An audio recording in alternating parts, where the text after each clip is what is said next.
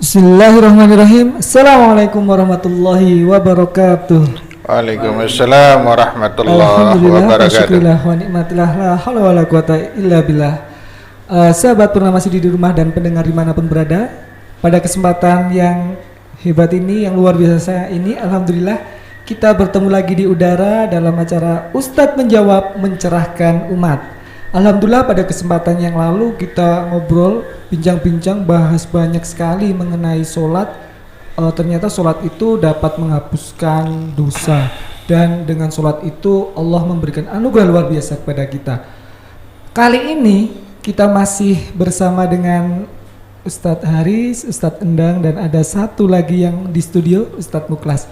Yuk kita sapa dulu. Assalamualaikum Ustadz Haris. Waalaikumsalam warahmatullahi wabarakatuh. Bagaimana kabarnya Ustadz Haris? Alhamdulillah sehat. Alhamdulillah. Yeah. Assalamualaikum Ustadz Endang. Bagaimana kabarnya? Waalaikumsalam warahmatullahi wabarakatuh. Baik, Alhamdulillah sehat. Alhamdulillah. Dan satu lagi ini yang di studio Ustadz Muklas. Assalamualaikum Ustadz Muklas. Waalaikumsalam warahmatullahi wabarakatuh. Sehat juga. Alhamdulillah. Alhamdulillah di sini sehat semua, dan semoga pendengar di rumah juga masih dalam keadaan sehat dan sehat selalu. Untuk kesempatan pada kali ini, kemarin kita ngobrol banyak tentang sholat. Kira-kira topik yang menarik kali ini apa, Ustadz Endang? Kayaknya barangkali kita masih ingin sekali berbicara mengenai masalah sholat. Oh iya. Karena kita merasakan bahwa sholat itu seperti yang dibicarakan kemarin benar-benar penting bagi kita sekalian. Luar biasa di dalam kehidupan kita, bahwa ternyata memang sholat dibutuhkan oleh setiap kita, siapapun di antara kita butuh dengan sholat. Kira-kira barangkali selanjutnya kita akan berbicara masalah sholat seperti yang kemarin kita bicarakan. Oke, ternyata sholat yang kemarin disampaikan Ustadz Haris masih perlu kita gali lagi. Baiklah pendengar Purnama Sidi di rumah, sahabat dimanapun berada, kita akan mendengarkan tausiah pada kali ini, kesempatan kali ini kepada Ustadz Haris. Kami persilahkan. Assalamualaikum warahmatullahi wabarakatuh. Waalaikumsalam warahmatullahi wabarakatuh. Alhamdulillah alladzi kasa ahlal hadithi rida syarafi fi kulli iklim wa rafa'a sya'niha wa ala dzikrihim fi kulli hadithin wa qadim wa khassa min baini hamlati syar'i bi mazidi tasrif wa ta'zim.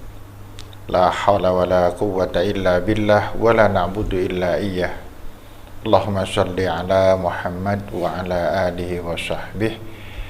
Allahumma la sahla illa ma ja'altahu sahlan wa anta taj'al hazana idza syi'ta sahlan. Alhamdulillahirabbil alamin. Para pendengar yang dirahmah oleh Allah, alhamdulillah kita bertemu kembali dalam situasi yang semoga kita semuanya mendapatkan rahmah, mendapatkan hidayah dari Allah Subhanahu wa taala, sehingga dengan hati bersih kita bisa menerima apa yang kita pelajari pada kesempatan hari ini. Kemarin kita sudah berbincang-bincang tentang masalah sholat bersama dengan Ustadz Endang, bersama dengan Ustadz Anang. Dan sekarang ditambah satu lagi, yaitu Ustadz Muklas. Semoga semakin menarik apa yang kita akan pelajari bersama ini. Ada sebuah kata kunci di dalam urusan sholat. Semakin besar sebuah masalah, maka semakin panjang dan lebar yang harus kita fahami dan kita dalami. Dari sekian urusan agama dan ibadah, maka yang paling besar adalah salat. Sampai ahli tafsir pernah menafsirkan pangandikan Allah di dalam surat Al-Ma'un itu, fawailul lil musallin. Celakalah orang-orang yang menunaikan salat atau melaksanakan salat.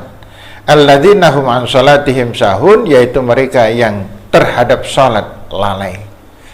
Ternyata kata salat di sini bukan berarti hanya sholat dalam artian yang 5 kali, sholat subuh, zuhur, asar, dan maghrib, tetapi ternyata makna dari sholat adalah semua perbuatan taat dan ibadah kita kepada Allah dinamakan sholat.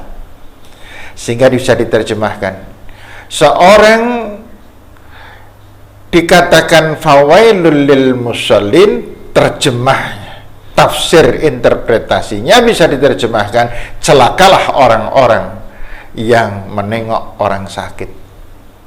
Karena menengok orang sakit adalah bagian dari ibadah, dan bagian dari ibadah adalah sholat.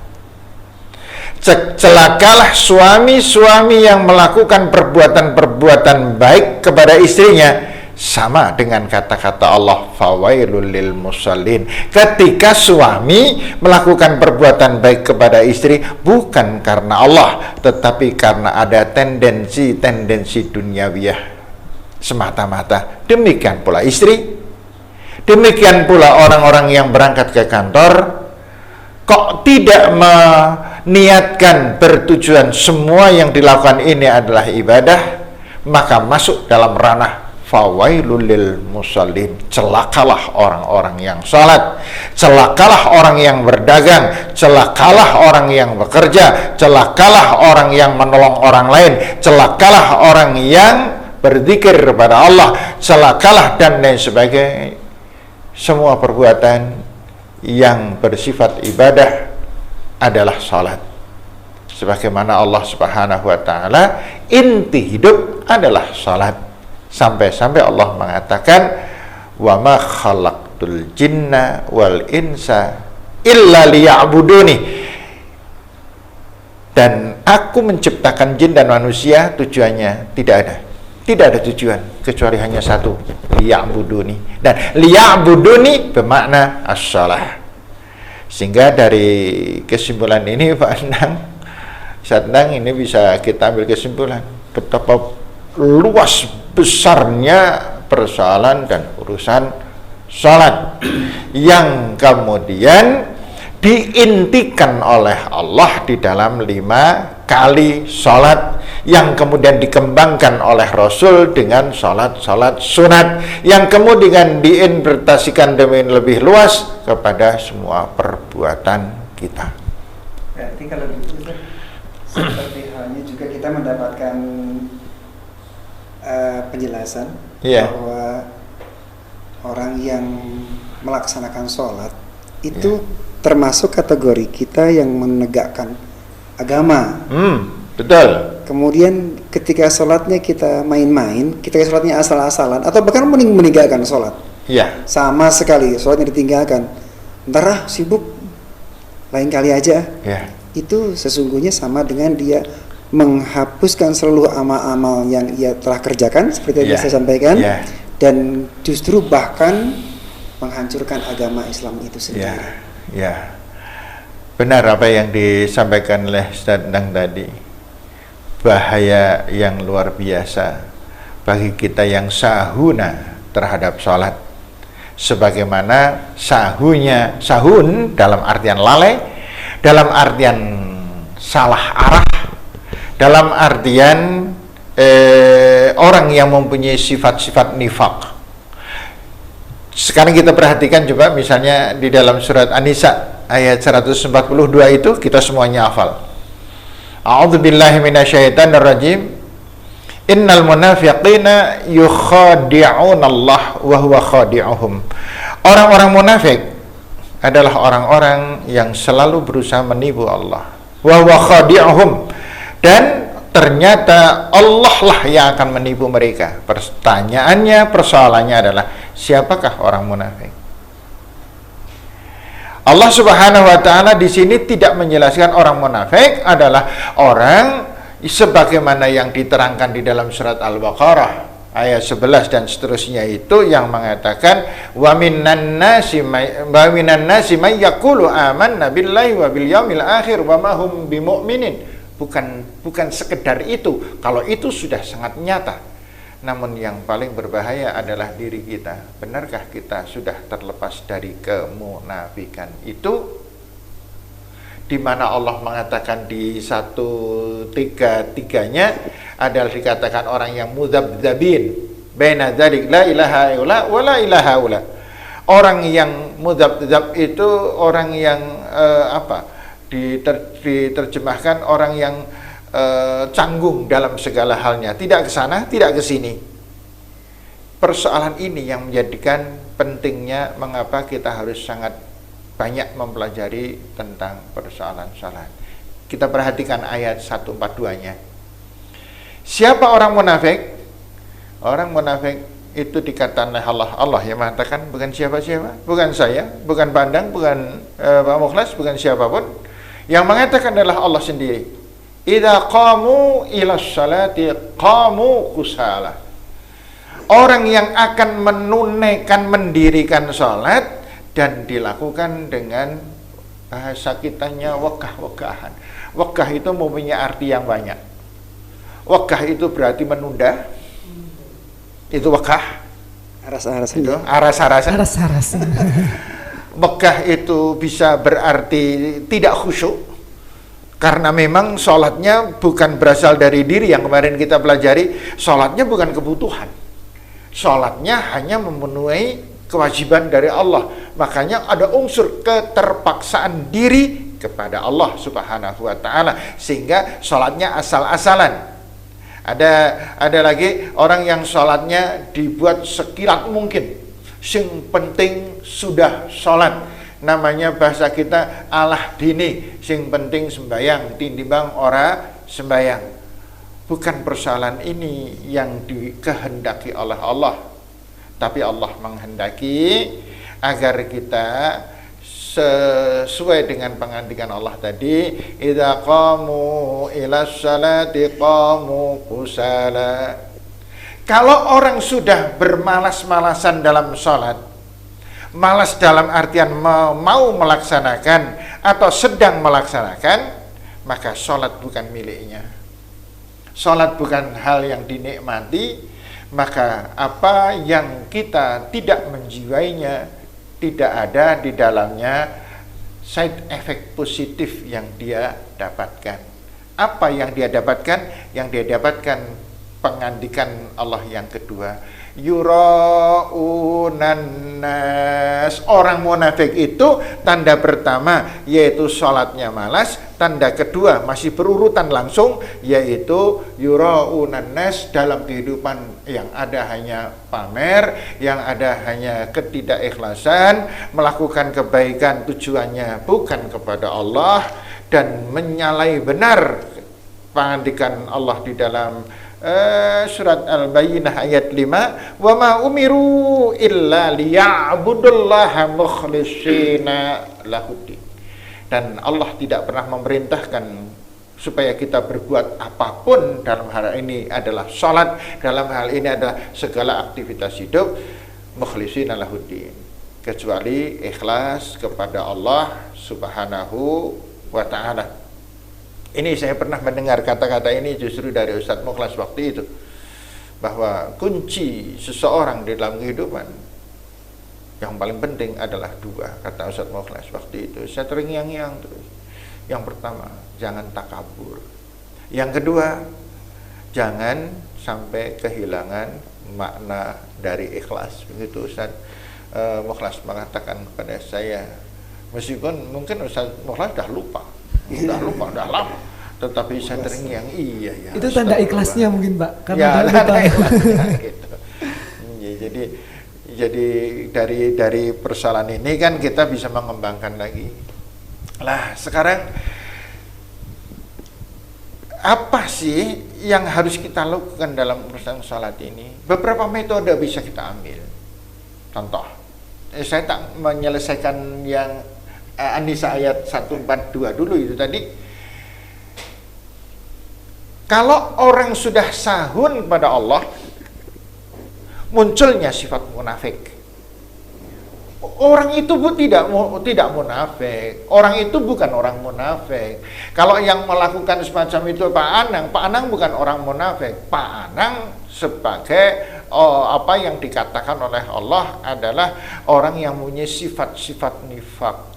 Lah sifat nifak ini aja sudah sangat berbahaya. Yaitu yang pertama, sholatnya lalai, malas, dilakukan asal-asalan, tidak merasa butuh, tapi merasa dibutuhkan oleh Allah.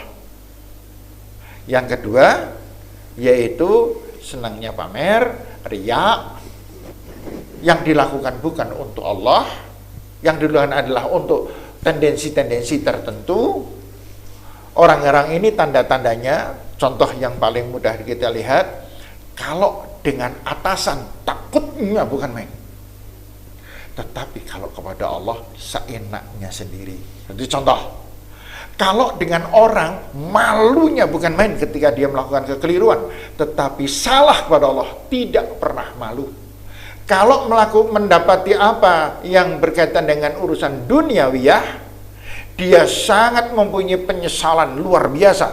Tetapi kalau salah kepada Allah, dia tidak banyak mempunyai penyesalan. Contoh paling mudah, yuk kita renungkan untuk diri kita. Bisa jadi kita termasuk orang yang nifak itu tadi. Kalau seandainya Ustadz Mukhlas kehilangan di jalan, naik mikro atau kol kuning, kecopetan sebanyak 500.000, berapa lama Ustadz menyesal dan marah dengan sang copet kalau ketahuan? Itu mah kayaknya kita banget ya. Ya. Kayaknya kita banget yang kayak gitu. Ustadz Mukhlas kira-kira 3 bulan kemudian melihat mikro yang lewat, nah gue nyong kelangan gue nang mikro gue yang kecopetan. Bisa jadi 3 tahun 4 tahun kemudian ya kena ngenes banyak sekali nya kebutuh duit malahan kelangan yang kalangan mikro gue. Malah ngajak-ngajak jangan naik mikro itu. Nah, itu uang 500 sekarang. Kalau kita memahami, kemarin sudah saya sampaikan, sholat itu harganya super mahal, bukan ratusan juta, miliar, gitu. Sampai-sampai Rasul sallallahu alaihi wasallam mengatakan, raka'atani qablal fajri ahabba ilayya minad dunya wa ma fiha. 2 rakaat sebelum sholat subuh itu lebih aku cintai pahalanya dibandingkan dunia seisinya. Rasul tidak pernah guyon, Rasul serius. Ini adalah persoalan yang luar biasa. Bisa dibayangkan ketika seseorang ini karena sudah kadung Ustadz Mukhlas yang jadi contoh ya meneh. Suatu ketika Ustadz Mukhlas sholat subuh, kemudian sholat subuhnya itu satu terlambat, dapat 1 rakaat tok di masjid. Yang kedua begitu takbir gelambiar mualamun kemana-mana ditambah karo ngantuk, kemudian salam selesai. Berapa miliar Ustadz Mukhlas kehilangan di hadapan Semestinya. Allah? Seberapa lama Ustadz Mukhlas punya penyesalan? Bandingkan dengan urusan duniawiyah. Dunia segitu Ustadz Mukhlas.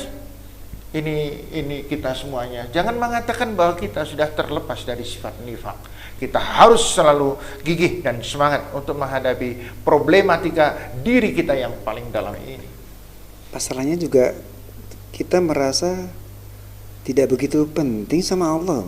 Nah, inilah. Seakan-akan kita udah tak lunasi, kita ngelaksanakan sholat itu seperti Allah yang butuh sama kita, udah tak kasih. Saya tak sholat wis.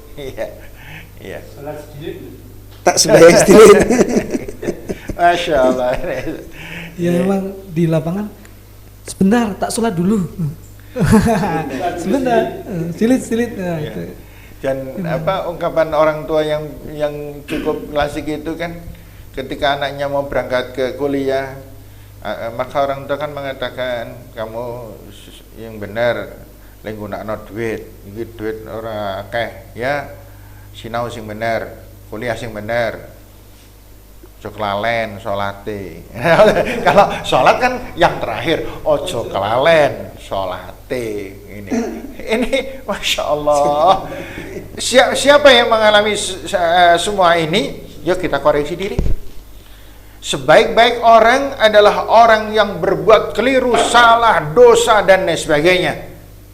Namun kemudian dia menyesali, mengakui kesalahannya dan memohon ampun kepada Allah Subhanahu wa Ta'ala. Yang paling mengerikan adalah orang yang tidak tahu bahwa dirinya salah, tidak punya penyesalan, dan akhirnya dia hidup sebagaimana kehidupan yang rata tanpa ada gelombang, dan akhirnya dia terjerumus di dalam jurang. Ini sering terjadi dalam kehidupan yang nyata, kehidupan kita sekarang. Betul ya, ketika kita mungkin aras-arasan untuk melaksanakan ibadah sholat, padahal sedemikian pentingnya sholat untuk kehidupan kita. Bahkan baru hal yang sunnahnya saja kita mendapatkan informasi tadi melalui Rasulullah lebih berharga, lebih dicintai daripada, bukan hanya uang 500.000 lah Ustaz Milas, tapi dari dunia dan seisinya. Nah, persoalan buat kita sekalian, apa sih yang harus kita usahakan supaya kita dengan sholat itu menjadi kangen, menjadi rindu, menjadi sesuatu yang harus buat kita lakukan. Jadi ini menjadi sesuatu yang butuh hati kita ini sebenarnya untuk bisa merasakan itu semua. Karena kita yakin itu makanya yang harus itu kita banget ini kayaknya. ya memang semakin kita mempelajari apa yang ada ini, ya kita memang harus menjadi harus bisa bercermin. Oh, ternyata ketika kita menghadapi kaca, yang ada adalah gambar kita. Dan sekarang kita sedang menghadapi kaca itu tadi. Karena itu ada satu pemikiran dalam benak saya, sholat itu pasti 24 jam. Kalau ada orang mengatakan, Bapak sholat sehari semalam berapa jam, berapa menit? Ada orang mengatakan sholat saya itu sehari ya kira-kira 25 menit lah. Kalau satu sholat 5 menit berarti kali 5 25 menit. Terus yang jadi persoalan lah, yang selebihnya dikasihkan kepada siapa? Padahal yang namanya sholat adalah mutlak, semua hal kebaikan diberikan kepada Allah. Makanya jadinya gini, metode ini sebenarnya metode pendekatan kita kepada Allah Subhanahu wa Ta'ala dengan menggunakan metode sholat 24 jam adalah sholat yang paling selamat dan dikehendaki oleh Allah. Yang dimaksudkan sholat 24 jam di sini adalah bahwa kita tidak pernah berhenti dari sholat. Gitu. Kita tidak pernah berhenti dari sholat. Yang namanya sholat itu 24 jam. Sehingga ketika kita tidur pun itu sholat, selama kita niatkan ikhlas berdoa kepada Allah. Bukankah as-salatu ad-doa? Sholat adalah doa. Maka semua perbuatan manusia yang bernama doa, ar-raja, pengharapan pada Allah, itulah sholat. Sekarang kita ke kumpul-kumpul begini, ya. Kemudian kita ngaji bersama-sama begini. Kita punya niatan apa sih? Kita punya niatan semoga Allah meridai kita. Semoga apa yang kita bincang-bincangkan ini sedikit-sedikitlah ada manfaatnya untuk para pendengar. Niat kita adalah kembali kepada Allah. Ini sholat, ini ibadah, gitu. Dan sebagaimana yang saya sampaikan kemarin, bahwa sholat itu rentang waktunya adalah dari jam 3 sholat asar sampai jam setengah 6. Nah, setengah 3 atau jam 3 mulai asar sampai setengah 6, inilah sholat kita. Bentuknya ada dua macam. Sholat dalam artian lafzi atau yang kita lakukan sebanyak 4 rakaat. Kemudian ini persoalan ini yang sering kali kita lupa, yaitu hidup kita ini selalu dilingkupi dengan hukum kausal, sebab akibat. Kita sholat asar, sholat asar kita ini diterima atau tidak kan tergantung kita berbuat apa sampai maghrib, ya kan? Kalau sholat asar kita ini tandanya diterima, berarti sampai dengan maghrib kita tidak berbuat dosa.